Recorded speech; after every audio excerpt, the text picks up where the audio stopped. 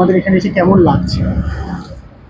বিশেষ করে দীপঙ্কর সাহা মহোদয়ের আহ্বানে এই জগন্নাথ সেবা আশ্রম আগরপাড়ায় এসে অত্যন্ত আনন্দিত বোধ করছি। যেভাবে দীপঙ্কর বাবু সপরিবারে ভগবান জগন্নাথের সেবা করছেন, তার ছোট্ট মেয়ে সে পর্যন্ত আসার সাথে সাথে যে আন্তরিকতার সাথে রিসিভ করেছে, আমি সত্যি অভিভূত হলাম। ভগবান জগন্নাথ অন্তরের দেবতা, তিনি হৃদয়ের দেবতা। যেরকম ভাবে বৎসরে একবার দুর্গা পূজা হয়, অন্তরের শক্তিকে আমরা বাহিরে এনে স্থাপন করে, ঠিক সেই রকম বৎসরে একবার ভগবান জগন্নাথ তার সুউচ্চ বেদি থেকে নেমে আসেন। ভগবান তার নিজস্ব একটি অহংকার আছে, বিভিন্ন সেবা পূজার গরিমা আছে। জগন্নাথের মন্দিরে গেলে সূচি অসুচি অবস্থার বিষয় আছে, স্পর্শ।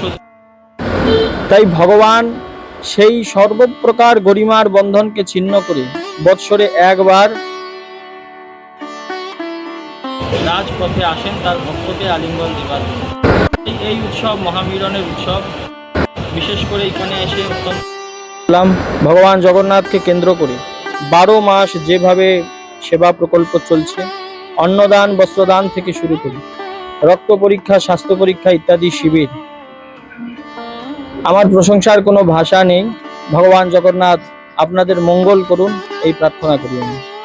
জনসাধারণকে এই বার্তা দেব যে বর্তমানের আগ্রাসনের যুগে, অকারণ বিদ্বেষের যুগে যেভাবে সমাজ বিষবাষ্পে পরিপূরিত হয়েছে, সেই জায়গায় ভগবান জগন্নাথ ছাড়া আমাদের কোনো গতি নেই। ভগবান জগন্নাথকে বাঙালিরা চিনত না। বাঙালিরা জগন্নাথকে কবে চিনেছে? আজ থেকে 500 বছর পূর্বে, যখন শ্রী চৈতন্য মহাপ্রভু এই বঙ্গভূমিতে নদিয়ায় সুরধ্বনির তটে জন্মগ্রহণ করেছিলেন। সেই চৈতন্য মহাপ্রভু যখন ভক্তি আন্দোলনকে বিস্তার করেন, সেই চৈতন্য দেবী কিন্তু জগন্নাথকে বাঙালিদের চিনিয়েছিলেন। চৈতন্য মহাপ্রভু 24 বছর বয়সে সন্ন্যাস নিয়েছেন। সন্ন্যাস পরবর্তী 24 বছর জীবন তিনি সমাজ এবং রাষ্ট্রকে উৎসর্গ করেছেন।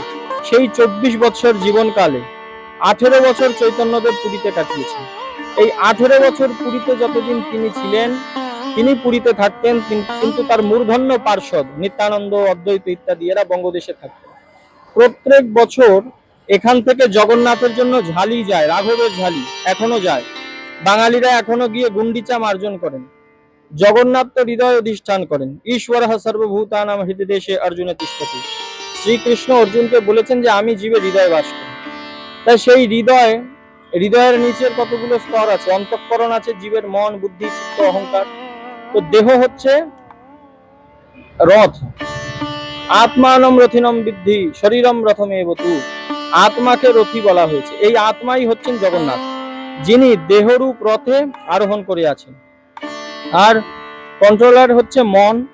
মন কি? মন হচ্ছে সেই সারথীর হাতের রশ্মি, যা দিয়ে ঘোড়াকে কন্ট্রোল করা হয় রথে। আর কে কন্ট্রোল করেন? বুদ্ধি।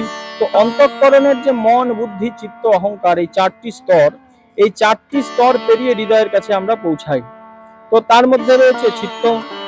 চিত্তের মার্জন না করলে হৃদয়ে জগন্নাথ বসেন না। চিত্তের মার্জন কিভাবে হয়? রথের আগের দিন গুন্ডিচা মার্জন হয়। চৈতন্য মহাপ্রভুর নেতৃত্বে এখনো পর্যন্ত, চৈতন্য দেবের সময় তো বাঙালিরা যেতেন, এখনো বাঙালিরা যান, মাটির কলসিতে জল নিয়ে আর ঝাড়ু নিয়ে সেই সম্মার্জনী দিয়ে গুন্ডিচা বেদি মার্জন করেন। চিত্ত মার্জন যখন হয়, তখন জীবের অহংকার ধুয়ে চলে যায়। অহংকার ধুলে চলে যাওয়ার পর জগন্নাথ রত্নবেদী থেকে নেমে এসে সেই গুন্ডিচার হৃদয় বেদিতে বসেন। তাই আমাদের সর্বপ্রকার উচ্চ নিচ এই প্রভেদগুলো ভুলে সবার আগে আমাদের যে অহংকার, এই অহংকারকে বর্জন করতে হবে। অহংকারকে বর্জন না করলে আমরা জগন্নাথের প্রেম পাবো না, আর না জগন্নাথের এই প্রেমকে সমাজে বিতরণ করব। তাই রথযাত্রার যে প্রাসঙ্গিকতা, এইটাই, রথযাত্রাটা হচ্ছে কি বিরাট মিলন উৎসব। এখানে মনে করুন দেশের রাজা, দেশের মুখ্যমন্ত্রী, প্রধানমন্ত্রী যদি নেমে আসে, আমরা বলি যে আহা, মুখ্যমন্ত্রী হয়ে কোনো অহংকার নেই, সাধারণ মানুষের সাথে মিশছে। কিন্তু যিনি রাজার রাজা, যিনি জগৎপতি জগন্নাথ, তিনি তার সর্বপ্রকার অহংকারকে ছিন্ন করে রাজপথে নেমে আসেন। তাই সেই জগন্নাথকে দেখে আমাদের শিক্ষা নেওয়া উচিত। আমাদের সরল হতে হবে, সহজ হতে হবে, সর্বপ্রকার অহংকার থেকে বিনির্মুক্ত হতে হবে। এই বার্তাই রথের মাধ্যমে সমাজকে আমরা পৌঁছে দেব।